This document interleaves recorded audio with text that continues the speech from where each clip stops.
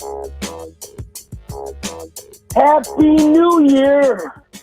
Yeah, can you believe it? It's here. Here we go on the first Sunday morning of 2022 in Las Vegas, just after 8 o'clock. I'm Brian Feldman, and this is Out of Line. We are here live, same time every Sunday on Fox Sports Radio, 98.9 FM and 1340 AM, flagship of the Vegas Golden Knights. Joining me on the show is social media director Spencer "The Wiz" Ostrovsky. Nobody beats the Wiz. Nobody beats the Wiz.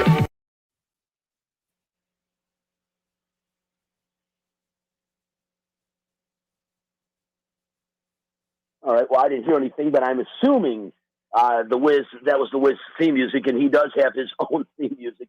Social distancing back. There we go. Social distancing back in the Fox Sports Residential Bancorp studio is producer extraordinaire Chris Magnum Chapman, who, aside from producing a number of shows at Lotus Broadcasting, is the locker room reporter for the Vegas Golden Knights Radio Network. Mags will be helping out with today's show as well.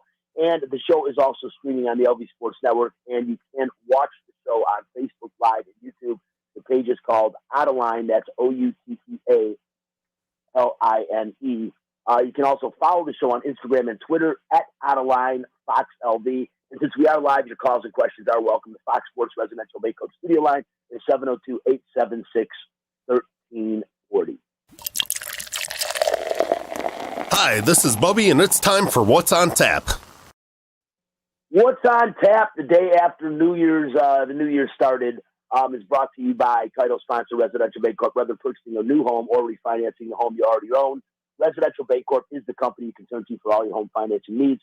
Residential Bancorp, funding America one neighborhood at a time, now offering $2,500 free to everyone and anyone who qualifies for a home purchase loan in the state of Nevada. Call 702-964-5720 for more details. On Tap, the Vegas Golden Knights ended 2021 with the best record in the Western Conference. Why are they now playing so well? Chris Chapman and David Shane of the Las Vegas Review-Journal will be joining me to break it down, talk about it, and see what might happen for the Vegas Golden Knights. Also, one of their stars on the shelf again. We'll talk about that as well. And the Runnin' Rebels, a 5-game winning streak, came to an end yesterday. It was an expected end at the Thomas & Mack Center in the conference opener against San Diego State. We'll talk about that. It's bowl season, and we saw some seriously good games and absolutely no surprises as the national championship game is now set. Believe it or not, the mountain, I should say the mountain is high, but with only 2 games to go in the regular season, the Las Vegas Raiders control their playoff destiny. We'll talk about that. Plus, we'll break down Week 17 in the NFL and update the playoff picture. And the WNBA's Las Vegas Aces have a familiar name as their new head coach. We'll talk about that. And the NFL lost another longtime great coach yesterday in Dan Reese. We'll say goodbye to him as well. That is what's on tap if you are looking to buy a home or to refinance the home you currently own. Choose a company you can trust. Residential Bancorp, funding America one neighborhood at a time. And right now, Residential Bancorp is offering Nevada home buyers $2,500 towards closing costs for anyone and everyone who qualifies for any home financing purchase loan in the state of Nevada. Call 702-964-5720 for greater details. And hey, guys, before we get into the nightcap, just wanted to first and foremost thank you guys for a great 2021, or I should say as good as it can be. And want to know how you guys are doing, man. How was your Chris back in the studio? How was your New Year's? It was pretty uneventful. We really didn't do a whole lot. Obviously, Golden Knights game in the afternoon. They took care of business against the Ducks, but got home probably about 4:30 from the game, and really didn't do a whole lot after that. Sat on the couch, watched a lot of television, and then about 11:45, got in the car, went to a nice secluded area, watched the fireworks over the Strip, and I was in bed by 12:20. So definitely not. When you get to be in your 40s and you've lived here long enough, you don't really take too much interest in heading down to the Strip. So, and obviously with COVID and all that stuff, no parties or anything. And I've never really been a big New Year's Eve party guy anyway. I just don't like being on the road after. Although I when I was single, obviously I would spend a couple nights out having some fun on New Year's Eve. But now it's just another night for me. I watch a lot of Guy Fieri on Food Network. Don't know how that happened, but my New Year's Eve was spent watching Golden Girls reruns and Guy Fieri. So kind of fun for me. That's my enjoyment, I guess, for New Year's Eve. That's great. I'm a Twilight Zone marathon guy. Every New Year's, I seem to watch the same episodes of the Twilight Zone over and over again. I don't know why, but I actually, like you, Chris, I stay home for the most part nowadays. We've been living in Vegas since '04. Been down on the strip a couple times for New Year's Eve, but have not had an opportunity this year. I couldn't pass up. My good friend Brian Shapiro actually gave me his hotel room for New Year's Eve night on Friday night, so I could go stay down there. I actually 26th floor, got to capture all the fireworks, put it on Facebook. It was really, really cool. And then I just kind of actually went down, gambled, played little machines for a little bit, and went to bed. And then enjoyed watching football and stuff in Mandalay Bay. It was pretty cool. But I agree with you. You definitely want to be careful in Las Vegas. There was a lot of people out. You wouldn't know that we're still in a pandemic. At least it didn't look that way at Mandalay Bay or Westgate, two casinos I solicited on New Year's Eve. Spence, what about you, man? Did you get out of Pahrump, or is that where you spent New Year's Eve? Hopefully you can hear me, Brian, but I actually did get out of the house. I went out to the strip earlier before kind of all the craziness, for New Year's happened, probably around 8 o'clock. And then I ended up going out, with some friends for some drinks. It was fun. I felt like a kid again, even though I am a kid. I was about to say, Spencer, you still better damn well be enjoying New Year's Eve. Just graduated college. You got a few more years to still enjoy it. It's Magnum and I that need to hide out, and you really especially. Listen, talking about that, and I'm looking forward to 2022. It's been a crazy couple of years, guys. I'm hoping this gets us over the hump. And one of the things I'm really excited about right now, and I think I know Chris is, I know Spencer is, and our guest who should be joining us, if he's not on already, any second now, David Shane of the Las Vegas Review-Journal. But it is time for Nightcap, and we'll talk all about these Vegas Golden Knights. Hockey players, as you know, are warriors. They don't give up. They come to play every game. It's time for Nightcap, a cupful of the Vegas Golden Knights. From highlights to interviews to special events, the puck starts here. Time ticking away on 2021. That's it.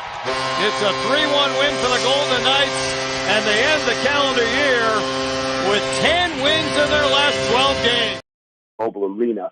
Real nice way to start the year with all these home games, and what a way to finish the year, especially after they won one of their first 5 games, and now to be to have the best record in the entire Western Conference is pretty damn cool. Joining us now on the Residential Bancorp studio line, and of course on StreamYard, is David Shane. He covers the beat for the Vegas Golden Knights for Las Vegas Review-Journal Sunday morning. Second of the New Year, 2nd of January figures. And, of course, Chris Magnum Chapman back in studio. The producers can join in also as Chris serves as the locker reporter for Vegas Golden Knights Radio Network. Guys, it has been nothing short of spectacular to watch these guys play, come together, a bunch of new faces, and yet some familiar ones that are doing a great job. And I'm just going to throw one name out there to get it all started, a guy that we have absolutely watched come into his own, playing at NHL All-Star caliber. David, did you expect this kind of performance from Chandler Stevenson at the beginning of the season? Well, first off, Happy New Year to you and everybody listening. I don't think anybody saw this per se. I think, we got a taste of it last year. We saw what he could do on that top line between Mark Stone and Max Pacioretty, and he's proven, this year, even without those guys, that he can still produce points. I think that's maybe the surprise or the impressive thing, about his performance this year. But, I think when the Knights traded for him, we saw some glimpses of offensive flash. They certainly, felt like if they got him out of Washington, put him in a different role, that he would be able to show, that he has those skills in his toolbox. I think he's done that, but I don't think anybody saw, close to a point a game player like we've seen so far this year. I think everybody would be lying if they said that. Oh, yeah, no doubt about it. 34 points, 10 goals, 24 assists. The closest guy to him is Riley Smith, who's got 26 points. He has one more goal, but 15 assists. And, it's crazy. No matter where they seem to put him, Chandler Stevenson is a producer. And he really has come into his own this year in the National Hockey League. Just another valuable entity to this Vegas Golden Knights team that is already stacked and loaded with talent. And speaking of his line mates, as you mentioned on the top line, the current production line, although there's a few of them now, but with Max Pacioretty and Mark Stone and him centering that line has really turned out to be magical. And of course, Max Pacioretty, David, has only played less than half of the games of a lot of the players, 16 games this year, and pretty damn impressive that in 16 games, he's got 21 points, 12 goals, 9 assists. But Thursday, he had surgery on his wrist. They list him as day-to-day, but realistically, Pete DeBoer said this could be a while. What do you know about that?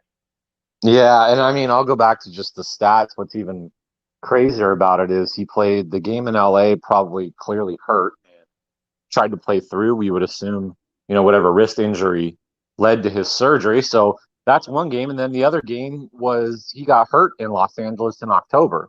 So it's really essentially he did all that in like 14 games, if you really kind of think about it, in that sense, which makes it even more impressive. I mean, as far as the injury, the team put out a statement that said he was out indefinitely. Pete DeBoer, when asked about it yesterday, gave a little bit more of I don't know if I would call it a clearer timeline. He called it a week-to-week long-term injury. But and this is just me kind of speculating, I think, more than anything, as opposed to, having any sort of concrete, evidence or proof of this. But, the way that they termed that indefinitely feels unique to me. And it feels like it almost gives them maybe an out for later down the road if they want to maybe do some salary cap fun stuff with Jack Eichel, being on the horizon and having to come back. They've clearly got to clear money. They have to figure that out. There's been a lot of speculation in different names and potential ways for them to do that. But if $7 million is going to go on long-term IR, which it appears that Pacioretty could or would do, that certainly makes things a little easier and different salary cap wise for, down the road once the Knights face that conundrum when Jack Eichel's ready to return. Yeah, I think we all know that down the road at some point, based on the star power this team has and the salaries that the players on this team command, we are going to see some changes. But that's part of sports. We've seen it the past couple of years. Pretty interesting over these next couple of games is we're going to see a lot of familiar faces come down, most notably next Saturday, Marc-Andre Fleury and the Chicago Blackhawks, which is going to be a really exciting for all the fans here for the return of Marc-Andre Fleury. Pretty cool. But yeah, this team is star-studded right now. A lot of players, and Pacioretty being out, it hurts them. But with everyone else stepping up, and a lot of the younger players that because of the injuries, because of COVID, had gotten the opportunity to play in the National Hockey League. This team, David, is this the deepest the Vegas Golden Knights have been since the inception? Yeah, probably. I mean, I think we saw that, in the first half of the season here. I don't think they would be in a position or would have been able to keep their head above water, especially when the first wave of injuries hit.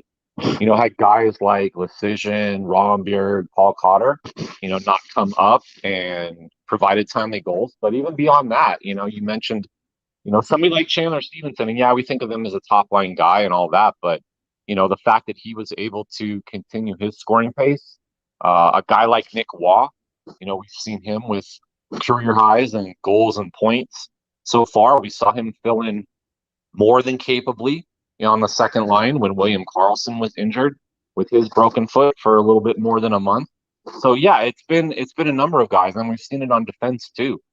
Somebody like the emergence of Nick Hague, I understand that he's hurt right now, hasn't played the last couple of games, but his ability to step up in that top pair role, alongside Alex Pietrangelo with Alec Martinez hurt, those are the types of developments and the types of things that teams need.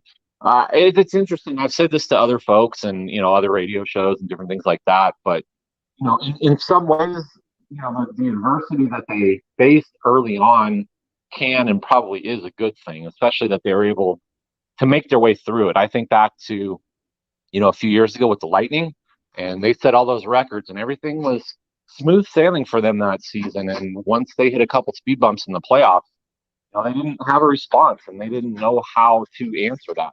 And we saw them get eliminated by Columbus. Give me a team that's gone through that adversity and had to face that every time over a team that's had smooth sailing. So in that sense, I think it hardens and it toughens the Knights.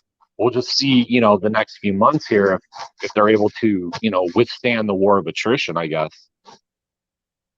He is David Shane. He covers the beat for the Vegas Golden Knights for the Las Vegas Review-Journal, and we're talking about the Knights right now. One of the guys we mentioned briefly, Nick Waugh, another Vegas Golden Knight that has now reached his career milestone as he gets his 7th goal last night, or I should say Friday, to open the scoring. But the key is that was his 7th goal. That's the most he's had in one season.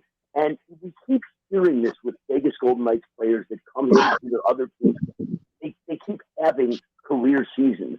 And it really seems like this team, the makeup of this team, and I also want to give Pete DeBoer some credit, really seems to bring out the best in most of the players that play for him, David. Yeah, and it's a great point you bring up, and I don't know if it's a system thing in terms of style of play, where maybe scouts have done a really good job of identifying guys that fit their particular system. It could be something like that. It could just be environment too, where you're around a team that's competitive and winning. It elevates everybody else's play. And then I'm sure there's some development stuff that goes into it too. We talked about the young guys and the job that they've done and being able to come up and provide timely goals, provide timely ice time and minutes for them, with guys hurt. So there's a lot of different aspects that go into being a good team and a good organization, a good franchise. So far they've shown all that. No, they really have. And T-Mobile Arena is only a few miles from a road called Charleston, but they're definitely not the Charleston Chiefs. But on Friday night, or I should say Friday afternoon, holy cow, what was with – I know that with the Ducks and them, there's some bad blood, and that hit by Braden McNabb was kind of questionable. I don't – it was fun to watch from a fan's perspective, but definitely a dangerous and almost, a hit you kind of cringe at. But, wow, these teams – that's, I think, the most I've ever seen the Golden Knights mix it up in a game.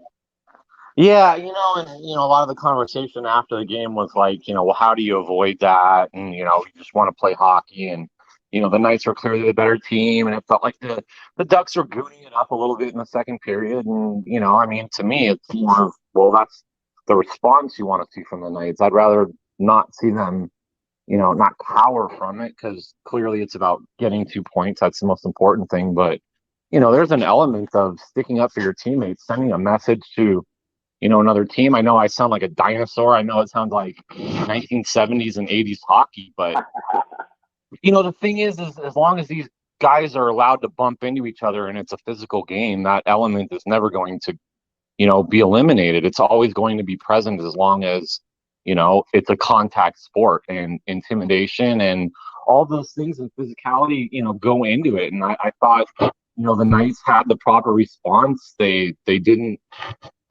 goon it up back, I guess you could say, if that makes sense. And I thought, especially, I did have a problem with Braden McNabb's hit. If I'm going to be really honest, I didn't like it. I thought it was unnecessary. I thought it was extremely unnecessary in the context of, if you didn't like what the Ducks were doing in the second period, then there's no way that you can defend or justify, a guy laying a big hit in a 3-0 game with a minute left that was, clearly decided. It didn't need to happen, but the fact that he's playing hard, the fact that he's playing all the way to the whistle, and it was a clean hit, I guess. I thought he left his feet, but the referees didn't penalize him for charging or anything like that. So, you want to see, guys playing hard and making it hard for the other team. And, Ryan McGill said this after the game. Players on opposing teams know where Braden McNabb is on the ice. And, that's a positive. That's a good thing for Braden McNabb. Gives him a little bit more room out there sometimes. Oh, no doubt about it. With that kind of hit, if it does nothing else, it sends a message that Braden McNabb will mix it up. I did think it was a charging penalty, but again, it does. The Knights have protection. They basically say, look, we don't have Ryan Reeves anymore, but we can still mix it up with the best of them. Final thing to discuss is the goaltending. I think I don't want to say that I'm pleasantly surprised, because I knew Robin Leonard had this ability. I think with Laurent Brossoit, probably maybe a little bit more surprised at how well he plays at times. Last night, and Chris, I'll ask you this question. Last night, he only faced 16 shots, let in one goal at the very end. They've almost got his shutout. Getzlaff doesn't put in a goal with under 12 seconds to go.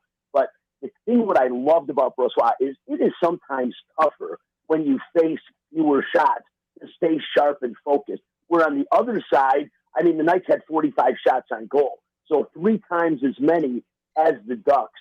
But Brossois' play, I thought, was really respectable, especially since there were times he did nothing for a while, then all of a sudden the Ducks would get a quality scoring chance, and he'd have to come up big, Chris, and he did. You there? Hello? Was that for Chris? I was waiting for Chris to jump in there. Sorry. Go ahead. You can answer the question, David. I was waiting for Chris, but he might have gone to the bathroom or something. So. Well, yeah, I mean, I think, I'll defend Robin Lehner a little bit. I mean, I'm certainly not surprised at his play, and I think you could probably argue, the numbers are a little bit skewed against him, but I still think there's even some room, for improvement on his part. I think he would say that as well. I think he was, even facing up to the music a lot before he was injured here before the break and all of that. Certainly said, bottom line, too many goals and all that. But, early on, I thought, when they needed him to play well, he did. He kept them in games, and won, one or two of them as well. Pretty much on his own. I think, Brossois in a weird way, they paid him a lot of backup money. You look at what his salary cap hit is compared to other backup goalies around the league, and I think there was an expectation that he would maybe play a little bit more than the backups for the Knights have in the past, other than last season when Lehner and Fleury were at least, earmarked to split things before Lehner got hurt with his concussion. Brossois, I think, has been a little bit up and down at times, but, that can happen. As a backup goaltender, certainly it's been an area, except for last year, that the Knights, maybe have looked at as a weakness. Malcolm Subban was pretty good that first year, but, after that, the Knights' backup goaltending has been a little bit suspect. So I think for them to be able to, one, get Laurent Brossois some games here, get him some action, get him into a little bit of a rhythm, but two, get solid or reliable, backup goaltending the way that they have this year has been a big key, and it's something that they're going to need going forward. No question about it. You got to have 2 goaltenders to get through the tournament that is the Stanley Cup playoffs, and if you want to win the thing, typically, as far back as I can remember, David, the best teams and the teams that have won it always had a very hot netminder, and that's what you do. But, dating back as long as you can remember, a hot goaltender can take you farther in the sport of hockey than any one single player can take you in any other sport. It's in any other team sport, I should say. Pretty incredible. So, David, 1 game into this 8-game homestand, two final questions for you. And again, we are talking with David Shane, the Las Vegas Journal, covers the Vegas Golden Knights here in Las Vegas. The 2 questions are 1 game into 8-game homestand, which to me is huge. What do you think? And that's the second part of this question.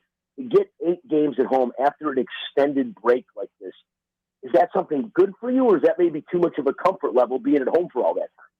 Yeah, it's kind of interesting because it was supposed to be more like, I think it was 6, and then those 2 games in Canada got postponed. So like you said, it turns into like an 8-game homestand that's like 3 weeks. I know from talking to players in the past, I think once you get to about that 2-week point, you're at home, you start to get a little antsy, and it sounds weird, but they like to get on the road. They like to, break up the monotony a little bit, do the, the player bonding, all those sorts of things that come with being on the road. So yeah, I mean, I think it for right now, it's probably a good thing. I think it's a chance for them to really maybe create some separation in the Pacific Division. Obviously, the games in hand are, a little skewed.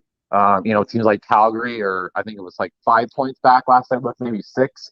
But it's like 5 games in hand, something like that eventually all that gap is going to close, and Pete DeBoer even mentioned that. So yeah, for right now, I think, as the Knights are a little banged up and trying to accumulate points and trying to put themselves, in a good position for the second half of the season, to be at home, to have the home fans and the home ice, everything that comes with it, it's probably a little bit of an advantage for them right now, despite how long, they'll be here.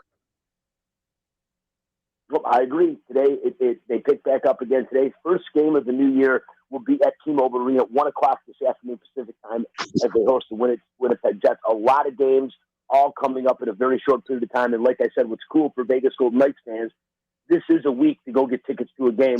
A lot of former Vegas Golden Knights favorites will be in town to play back for the first time for a few of them at T-Mobile, which is pretty cool. He is David Shane with the Las Vegas Review-Journal. David, always appreciate you joining the show and getting up a little extra early on Sunday morning for us. Yeah, no problem. Thanks for having me on, Brian. Enjoy.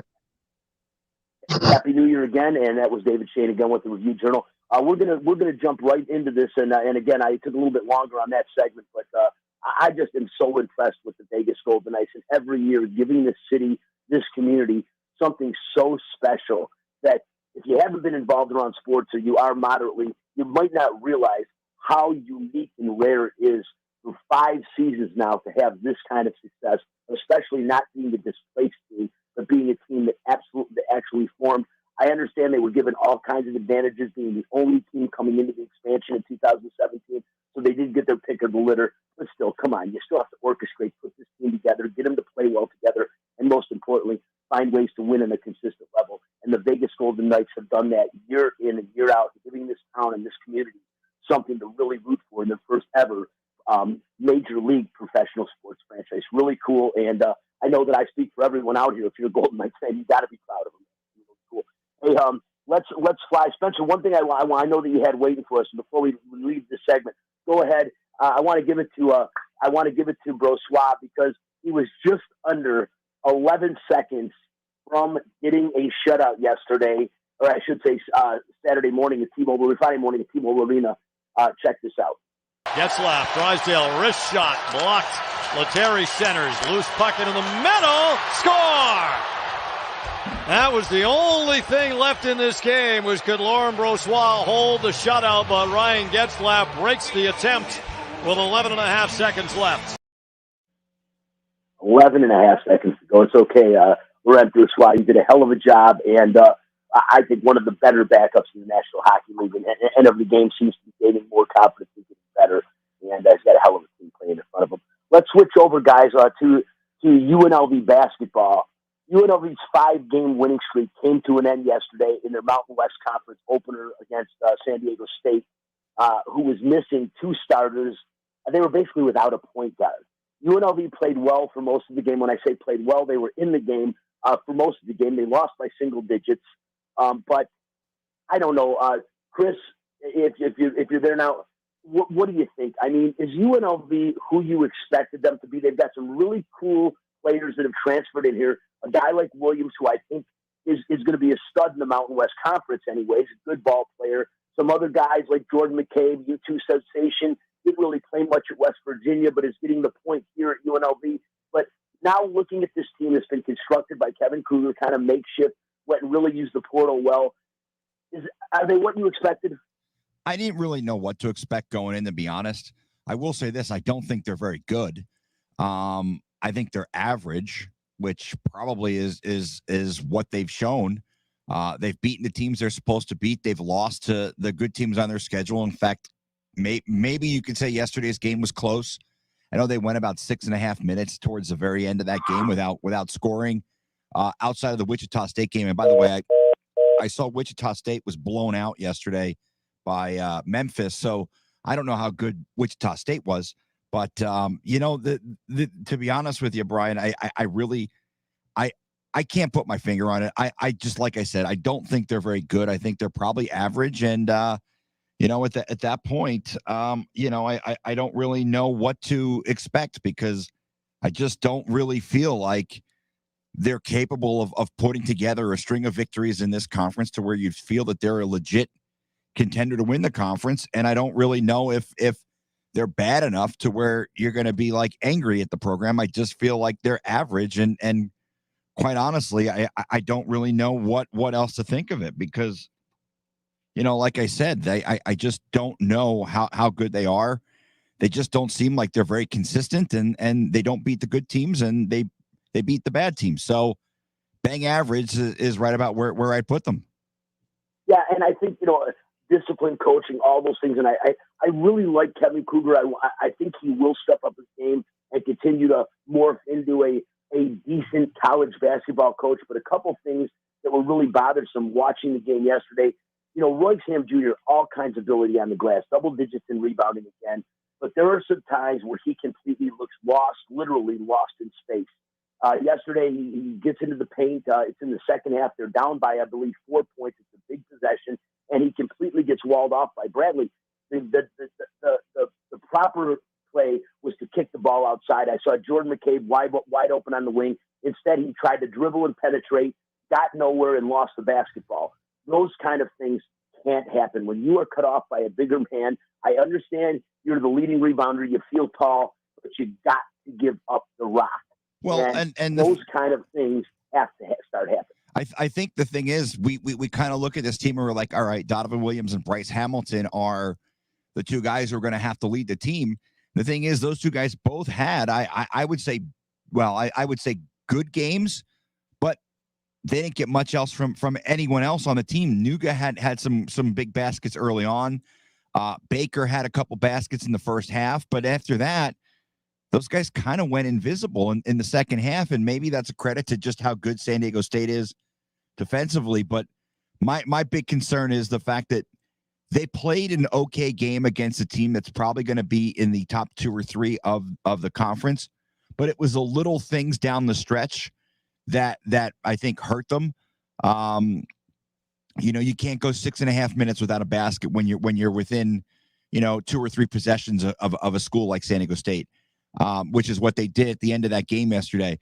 Donovan Williams and Bryce Hamilton, they combined for 31 of UNLV's 55 points. But after that, you have to wonder, where is the scoring going to come from on this team? And where are you going to get consistent play? Because it seems like it's those two guys night in, night out.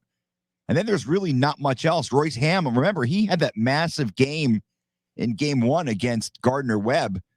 And other than that, you really have to really search to find a game where he's been a dominating presence, because he really hasn't been. And I think we kind of expected it from him. He's the guy who I think needs to be that third player on this team to give them a boost night in, night out, especially if you're not getting it from Williams or Hamilton. And, remember, we had a game earlier in the year where those two guys each went for 30, but you need someone else, because those two can't do it alone. And I think Donovan Williams, he's a good, fun player, but I think there's some defensive questions there. Especially he does seem to get into foul trouble a little bit, although I don't think he was yesterday. But I don't know, Brian. I just don't know if this is a team that we're going to feel is capable of winning and being in the top 4 or 5 of the Mountain West. If they need to find a way to beat a team that they're not supposed to beat, and they have yet to do that. Couldn't agree with you more, Chris. Royce Ham Jr., aside from rebounding, is going to have to give them some more of an offensive presence. Jordan McCabe, we saw at times, especially in that Wichita State game, how special he can be with his ability to distribute the basketball. The problem is it's not consistent, and sometimes he goes back to those YouTube sensation days when he was in high school and tries to do way too much, almost as if he was showing off. That is definitely not going to work, because he's not good enough to show off at this level. And Deshawn Gilbert's another guy that I think over time, staying healthy, he's a true freshman, 6'4" guard out of St. Louis. I like the kid and think that he has potential to be a decent Mountain West player and a contributor down the road as well. Next game is a week there, all the way till Saturday to wait for Air Force. The game against San Jose State was postponed. So Air Force right now, 8-4. They're 5-0 at home. That is going to be a tough road to haul for UNLV, but I think it'll be a good parameter. Spencer, I'll bring you on in this one. The thing about that game, Brian, 5 wins at home for Air Force, 8-4. Air Force is a team definitely improved from last year, but I still think if UNLV is going to even be middle of the road in the Mountain West, they got to find a way to win this game. Well, the good thing is you have a week to prepare for Joe Scott's offense, so that's going to be a good thing for the Rebels, right? Because you don't have that midweek game against San Jose State, so you're going to go from one really good defensive team right to another, but a team that kind of runs a gimmicky offense. So having that extra few days to prepare for that and that only, I think that's actually an advantage for UNLV. Well, it's going to be interesting, and I think UNLV does have the ability to finish in the middle of the road in the Mountain West. From what I've seen and read about and done my little bit of due diligence preseason, we will see. But they are going to have to play great. And the reason I give them that kind of credibility is because I think Bryce Hamilton, although we do not see it on a consistent basis, has NBA ability. We have seen moves that only NBA players can make. And Bryce Hamilton has that in his toolbox. Donovan Williams has turned out to be a bright star, or I should say a bright spot, and is without question turned into the second best player in this team. He's going to have to get compliments. But when it's all said and done, Chris, we talked about in the beginning, UNLV is going to go as far as Bryce Hamilton. It looks like Donovan Williams can take him, period. And that's going to be the way that it is. Real quickly, moving over, Spence, if you got it, go ahead and hit fact this. Fact this. If you don't like the facts, take your ass back to bed. Fact this. It's a fact. After Friday night's college football's national semifinal games, it was proven to everyone what most experts already knew, that there are and have been only two legitimate teams good enough to win the national championship.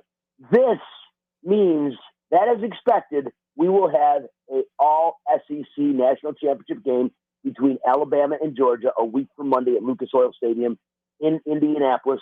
Spencer, I'll start with you on this one. I really thought we would see a better game from Michigan against Georgia, but I think we really learned on Friday that Alabama and Georgia are the clear-cut two best teams in the country.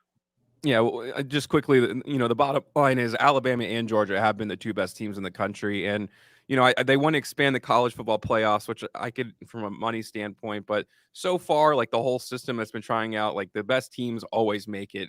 There's less like when it comes to like basketball, there's lots of upsets, like anything can happen. Football, it's just such a big operation. It's so hard to, make those upsets. So, but I'm excited because I think it is the proper matchup. And, the last time they met, Alabama won, but they were desperate, right? Because if Alabama had lost, they may have missed out on the college football playoff. So I think we're going to see a real even game, and I have no idea who's going to win.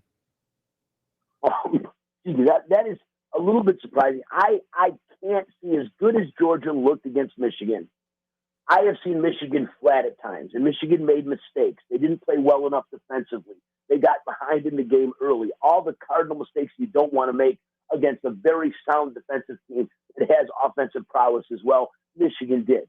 But that Alabama game, Georgia, it has to be still playing a little bit in Georgia's mind, because it wasn't a terrible game, but Alabama on that day was clearly the better football team. And Georgia's quarterback Stetson looked out of sorts in that game on a couple of times. He looked like a walk-on, which is what he initially was. So the question to you is can Georgia, with the prowess, Nick Saban, now Kirby Smart, I'm not going to say he's intimidated. He's not. He's also one of the better coaches in the country. And this Georgia program has been a fine-tuned machine underneath him. But do you really think Georgia's got enough to beat this Alabama team where they're at right now? I mean, the SEC is different, I think, when it comes to all the conferences. And that's probably because I'm from the South and I'm a big Ole Miss fan. But I really do believe anything can happen. And I think, Georgia's defense is stout enough to, make a difference in this game. Look, Alabama obviously is going to be a favorite from a betting standpoint. But, I'd be really interested in putting some money on Georgia. Nothing would surprise me. Interesting. I like Alabama on the money line. But then again, I couldn't pick my nose with a back scratcher this year. So I don't listen to me, whatever you do. Just real quickly, a couple of other bowl games. Interesting game, Notre Dame, Oklahoma State. I liked Oklahoma State in the game. Obviously, early, I didn't like Oklahoma State, but then they complete tying for the second biggest comeback in bowl history, only 1 point behind Joe Montana's 23-point comeback in the Cotton Bowl in 1979. I mean, pretty damn impressive what Oklahoma State did. And they've done this kind of thing all year, where it's made them such a good, formidable team in the Big 12 is their resiliency, their ability to fight back, and their ability to win close games. They did it again. They fought back with all their heart, held on, and beat the Irish, who were clearly the number 5 team in the country going into this, going into the bowl season. So huge, big, impressive win for Oklahoma State. Maybe the best Oklahoma State Cowboys team I've seen since they had a little guy named Barry Sanders playing for them. You there? Hello? Oh, yeah, I actually did watch the end of that game. It was really entertaining, Brian. I didn't see the full comeback, but I think you can get really complacent in these bowl games, and those kids won't realize it until afterwards what they had just lost, those Notre Dame players. But nonetheless, the Oklahoma City State quarterback played a heck of a game, and that's what it takes, man. And that's what makes bowl season so special. Maybe not at the top like we talked about, how there's less questions, but once you get to the lower bowl games, these kids play with a lot of pride, and you just really have to appreciate that. Oh, you do. And and it is college. And the next thing I'm going to say is going to be the most controversial thing I said on the show for a while. Hopefully Magnum doesn't cringe back there at the stadium. But, it's about betting on sports and stuff. And you have the Las Vegas Bowl going on in Allegiant Stadium. I have never heard a team that won the game like the Wisconsin Badger fans. At the end of the game, I could hear them booing. Like walking around, you could hear Wisconsin. You want to know why they were booing? Well, the line opened up with Wisconsin being favored by 6.5. By the time the line closed before the game, it was Wisconsin by 8.5. Paul Chryst had every opportunity to put some more points on the board, and all he needed was another field goal, and they went. I know that we're not supposed to care about any of it. I understand it's well. That's why I said it's a little bit taboo, and it might make you cringe out there. But let's be realistic. You're in Las Vegas. It's a Las Vegas Bowl. We all know what Las Vegas mainly represents. It's gambling. You know that there's not one Wisconsin fan that came to this town that bet on Arizona State. Now, if you bet Wisconsin early, while it was still 6.5 and 7, you made some money. Maybe you bought down. A good friend of mine bought down 0.5 point and won a lot of money taking 6.5. However, if you bet it at 7.5 plus, and you came all this way and you put a decent amount on the game, because I think a lot of people felt pretty good about Wisconsin, you were extremely disappointed at the end of the game. It kind of took the shine off of that victory. So let's all both you guys comment on this before we get to the NFL. But again, we're not looking for politically correct answers. What do you think? If you're the coach, you know this. I mean, you're right there. I understand you don't want to take another snap. You might fumble the football. But come on, man. You know what the lines are. I don't care what anybody says. And you've got a ton of fans that made this trip that want to win their bet. And all you got to do is kick a flipping field goal. But I didn't bet on them, so I'm not upset at all. It has nothing to do with me.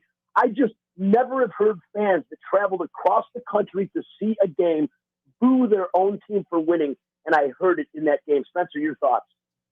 Yeah, I know Chris has some thoughts too, but I think context is key in this game too, because there are a lot of really weird things. And Magnum had pointed out that Wisconsin had 0 yards in the second half leading up to that last drive, and the only reason they didn't kick the field goal was because of an Arizona State guy offsides on a 3rd and 4 in the red zone. And then when the play happened, after it had happened, they had stopped them. It would have been 4th down, and then they got into there, and it was one of those weird things. And the funny thing also is that if there was even just maybe 2 more seconds on the clock, that last play that would have also been a field goal. It's one of the weirdest games at the margin I've ever seen in my life. Yeah. No, I agree with you. Chris, before I got to tell you, Herm Edwards said in the press conference after the game, we were there. He said he wanted to let Wisconsin score, which made sense to all of us. You were going to need 2 scores at that point anyway. So what's the difference if it's 2 touchdowns or a touchdown and a field goal? You don't have any time. They should have let them score. Now, if your head coach instructs your defensive coordinator, who instructs your defense to let him walk into the end zone, I don't want to say I don't believe Herm Edwards, but then why the hell did they make the tackle at the 2-yard line? Because he sure didn't go down. He got tackled. Well, Brian, I think, like Spencer said, there's a lot of context in this. Here's I'm gonna defend Paul Chryst here. Look, you're only up 7. Strange things have happened where teams have lost games in that situation, right? Where he brings out the field goal unit. What if that kick is blocked and returned for a touchdown? All of a sudden, you're tied and you're probably going into overtime. I don't care what anybody says about bowl games being meaningless. Coaches and players, once they step on the field, they want to win games. And that was the only thing that mattered to Wisconsin, was making sure that they won that game. Look, I'm not sure, I know what Herm said. You and I were both in that press conference, and he said that, they wanted to let Wisconsin score. And then he also added the caveat, but I'm sure they instructed their guy not to go in the end zone. At the end of the day, I kind of feel like the score was justified. Wisconsin, 0 yards in the second half until that final drive. They completed a miracle. What was it? 35, 40-yard completion on third and like 15, 16, where the quarterback got absolutely crushed when he dropped back to pass. I mean, Arizona State really didn't do anything to justify. They had that punt, got it down. Remember, here's another key play that we haven't brought up. Arizona State punts the ball with about 10 minutes to go in that game. What was it? 9.5 minutes to go in the game. Their punter gets smashed. In my opinion, it was roughing the kicker, not running into the kicker. It should have been an automatic first down because, look, the punter got absolutely taken out on that play. Arizona State brings out the kicker because the punter was injured. He pins them down at the 3-yard line. You got 9.5 minutes to go in that game. If I'm Arizona State, I'm thinking, hey, all I need is a defensive stop, and we're right back in this game, and we're going to tie it. They never got that stop. So it was just a game that I feel like, look, the odds makers just got it right, and that happens sometimes. I mean, it happens a lot. There's a reason why even the best bettors are only winning in good years like 50, 55%, because a lot of us, including the guys who are really, really good at this, they lose a lot. Yeah. Well, no, they do, Chris. And what I will say, though, that is very true. But the biggest money that comes to programs from the universities are their boosters. Boosters bring big money to the programs because they have big money. Well, yeah, of My course. guess is the boosters that came out to Las Vegas probably bet big money on Wisconsin and might have been the people booing. You don't want to piss your boosters off. I'll just say that. I'll leave it there like that. You and I were both at. I would have done the same thing. You and I were both at the game where Michigan played UNLV in basketball earlier this year, and we heard a large contingent of cheers when UNLV fouled Michigan. What was it? Up 12 with like 3 seconds to go in the game. Yeah, because of the spread. Oh, they knew. Yeah, well, that's what I'm saying, and we'll leave that alone. Like I said, it's not really a controversial subject. I'm not disagreeing with what Chris did. I'm just saying that I know he's getting some flack for that back in Wisconsin. He will continue to get some because, again, you come out here, of all the bowls, it's the Vegas Bowl. You want your team to win to cover the spread. It's just that simple. And he accomplished half. The bigger half is obviously winning. But enough of that. Again, it was a lot of fun to go out there and see my first bowl game at Allegiant Stadium. What a tremendous venue. I think we all enjoyed it tremendously. Real quickly, let's get over to the bones. It is time for the Las Vegas Raiders and to talk about them as we got about 7 minutes left to go on the show. The Raiders have now won 2 in a row. 2 games I think we all expected to win the games that they did. At least I expected them to win those 2 games. And so, but did I expect them to be 8-7 with 2 games to go in the season? No, I didn't. I said to me 7 was going to be their cap on the most they could win. They've already exceeded what I thought by a game. So, Spencer, Mr. Raider, this is gigantic. The Raiders actually control their own destiny. 2 huge games. They got to play the red-hot Indianapolis Colts, 9 wins. Carson Wentz back from COVID protocol. He'll be playing again, potentially. We'll see if he's got rust on him or not. And then, of course, the last game of the season, they host division rival, the Chargers, who are also playing for the playoff life right now with the same record as the Raiders. Spencer, can the Raiders run the table and make it to the playoffs for the second time since, I think, 2002? Well, I mean, there's no such thing as a bad win in football, but the Raiders are really pushing the envelope when it comes to that kind of terminology. And the thing is, I think the 2 biggest things about the last 2 games, and me, I was Derek Carr's #1 detractor for a long time, and then I'm kind of on his side, but the bottom line is he cannot keep playing the way he has the last 2 weeks. I mean, this turnover bug is going to kill them. We didn't have a show that week, but that last minute pick against the Cleveland Browns is unacceptable. It wasn't 4th and 10. He was getting sacked and he just had to chuck it up.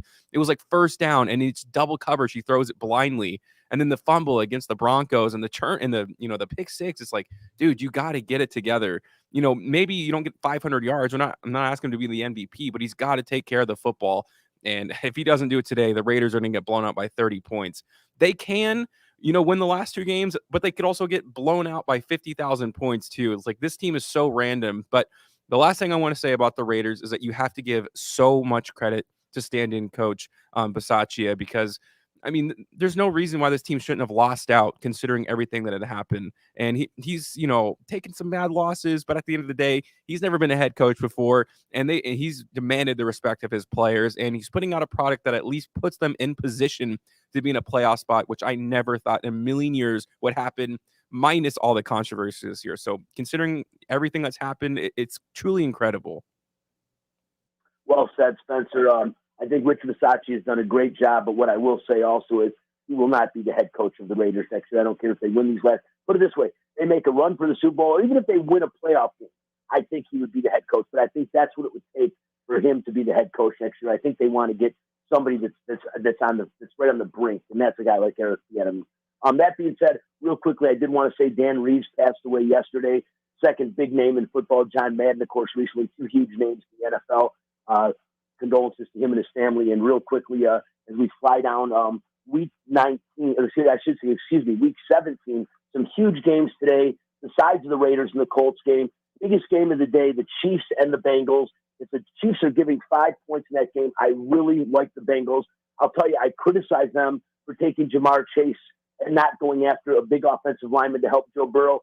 Hey, he might be the most sacked quarterback in the NFL, but the Chiefs are winning and are one win away and a little bit of help away from winning the AFC North, which would be unheard of. I mean, I just don't think anyone expected them to be that good this quick.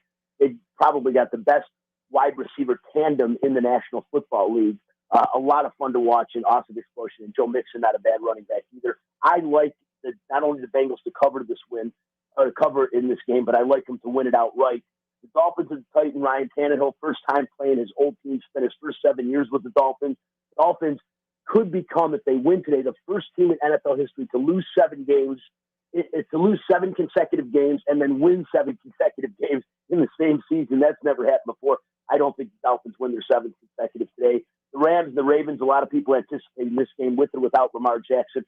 The Ravens are going to have some trouble. The Rams' defense is really good, and the Rams, of course, control their own destiny as well to win. I should say, to win the NFC West, which should be interesting. Green Bay, of course, owns their destiny to win the NFC period outright, but that should be a really good game. And two other games, obviously, the Cardinals and the Cowboys. Huge game for the Cardinals. Kyler Murray has got to right the ship somehow, and that's going to be a tough place to right it in Dallas. And then, of course, the Monday night game, the Browns and the Steelers, probably Ben Roethlisberger's last game at Heinz Field in Pittsburgh. For that reason, I like the Steelers winning and going 8-7-1 and potentially staying in the playoff picture. It'd be kind of a good thing for Ben's thing.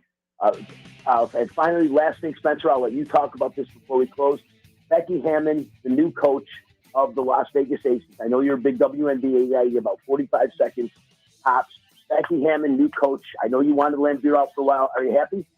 Couldn't be happier. She deserves an NBA job, and they gave her the biggest contract for a WNBA coach in history, which she absolutely deserves. And they gave her the GM spot. Goodbye, Bill Lambeer. I mean, it was cool that you were here. Everybody loved you, but I wasn't on that list. But I think I already put money on the Aces to win the championship this year, which I think they will. We'll see. Becky Hammon in. We'll find out what happens with Liz Campaign. She's the big question mark going into the season. Want to thank everyone and wish you all a very happy and healthy New Year. Thank David Shane of the Review Journal, Spencer the Wiz Ostrowski, and of course our producer Chris Magnum back in the studio. Appreciate y'all. We'll see you next Sunday. Bye bye.